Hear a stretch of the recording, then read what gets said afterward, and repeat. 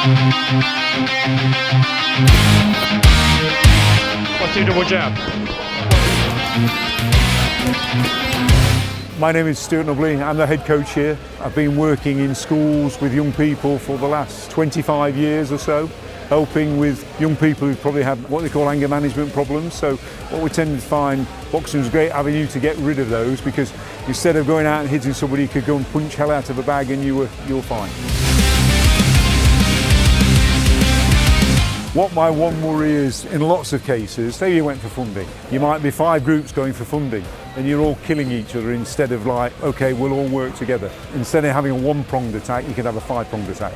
And you all know lots of different people, so your spider web grows quicker, doesn't it, if you're working with other people.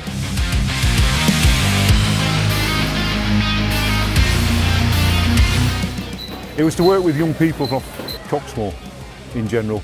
So what we did was we trained them, and it was really, really busy. We also give them ASDAN Award boxing, so they got certificates and medals, because some of these people were struggling academically, so they got some award that they may never have got. They built a good relationship, so what I looked at as not just a boxing session, it was a safe haven for them. They really enjoyed that discipline, and it was brilliant. You know, your parents are happy that we're here. Some of you are struggling with money, so we're going to do it for free because that wonderful funding you gave us. So that's how we looked at it.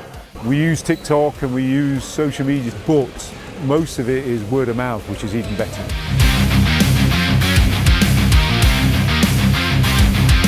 So what we've said to them is, if you have a problem with a child and you don't know what to do with them, this is a safe haven. We're here Monday, Tuesday, Wednesday, between these hours. Bring them, so then they can support. And they said, well, what if they don't need to box? I said, it's okay, we've got that classroom as you've seen. They can sit there, they can read, have a drink, just chill. But it's safe, but they know they'll be safe for them hours. And that's how we work. And that's how it is. But we're also working to help with young people to change their attitude, to say to them, there's positive things in life, not negative.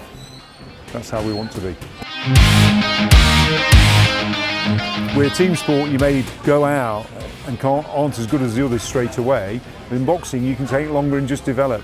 You may become the best in the club, but it might take you 2 or 3 years longer than everybody else. So being an individual sport, in many ways, is less pressure to get to where you need to be. It's somewhere to get you. Do you know, if you've got nothing to do, once you get into it, it's not a hobby, it's a lifestyle. Or the eating, especially when you get into fights. And what I like about it is for the youngers, it gets you out of being on the streets, getting into trouble and whatever. And we can be in here doing whatever you want, hitting a bag. Once I've got into it and I've got to where I am today, and then you've got the youngers coming in, wanting to do the same thing, looking up to you. Yeah, you do start to teach them a few things, because they want to be like you, they want to do, you teach them what you know, and what the coaches have taught you before. I've been boxing since I've been about 10-year-old, came into coaching about 2017, 2018. Originally set up Ashfield Boxing Academy. Originally in Mansfield, then over COVID, we lost his premises, then we brought it into Ashfield again. Built up in a small room up the road, which was about 9 metres square. And luckily we came across this premises, which is around the corner, and that's where we thought we'll bring the Ashfield Spartans back. We've had a few kids that's come through that mental health, especially over COVID, which were dealing with isolation and stuff like that, that went into dealing with drug issues and stuff like that, so we've gone on to help rehabilitate them. They've now gone into employment, become adults since then, so they've progressed onwards, and now we're building up the next generation that's coming up.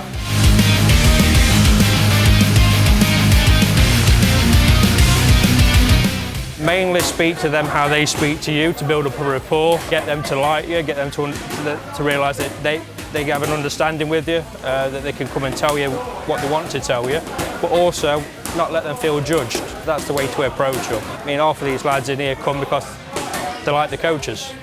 So it's like, well, they're only going to come if they like the surroundings and like the environment. So that's what we're trying to build it on, a positive environment where they can come and engage.